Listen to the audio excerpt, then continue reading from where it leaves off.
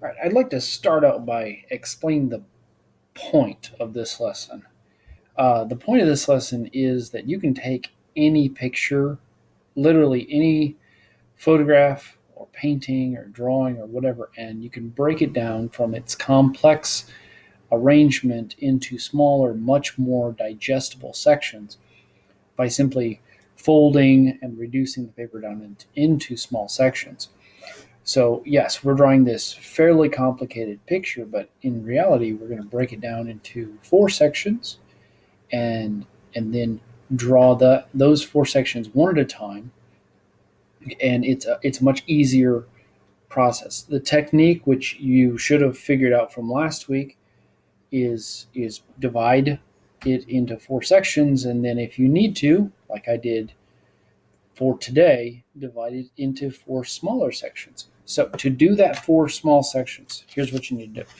You need to take this and fold it down from the top down to the middle, make a good crease, fold it backwards, make another good crease, fold it sideways from the outer edge to the middle, make a crease, fold it backwards, make another crease. I used my fingernails as much as I could. Well, it doesn't really look like I have fingernails. I really do have just enough to make those sharp edges.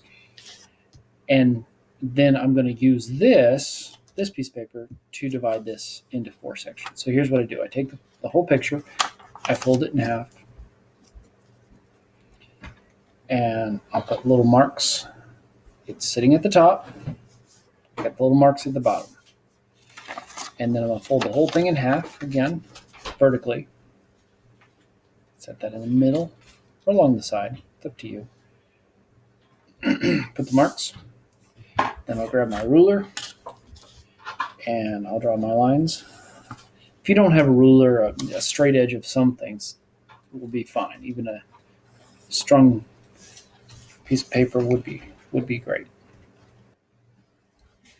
Okay, so now that I've got my picture divided into four sections, I'm going to use my photo and I'm going to draw these four images. Now, I am starting with his head, and a lot of people think of heads and faces as the most complicated thing to draw, but really, when you break them down into simple shapes and lines, they're really not that bad. Okay, for example, his shoulders or the back of his neck is right here. It's like a triangle. And then his head, the back of his head is here, the top of his head is here, and there's a slight slope. You see his ear, it's in this section.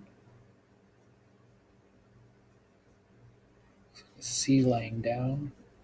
There's another curve inside, and there's the ear canal, which kind of looks like a teardrop or something turned on its side. Okay, so then we come around to the front of his head. Forehead is here. I always find it fascinating to look at Picasso's people, knowing that he could paint people perfectly, as you saw in that video, and to see the way he makes people look. It's always fascinating. Okay, so his eyes are in deep shadows, and we'll color this deep shadow in and this crease of the eyelid there. Color that in later. Come down for the nose. I think I'm going to turn this so you can see that it a little bit better. If you decide to stick with art on into high school, I will take you to see this painting in Chicago. His lip sort of sticks out, mouth is open. He's a really sad guy. He's got a pointy chin because he's got a goatee, crease around his mouth, goes over into here. You see some sideburns, some scraggly hair. Don't get too caught up in this because we're going to fix that with when we color it. And then his neck.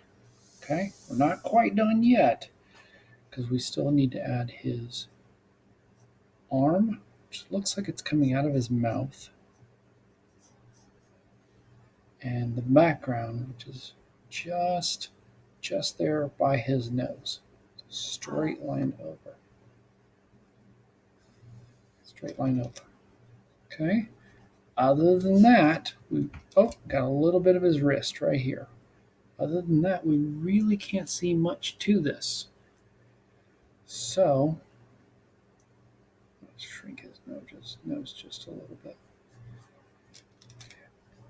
We can't see much else in this section of the picture, and we're not going to worry about any of the other sections.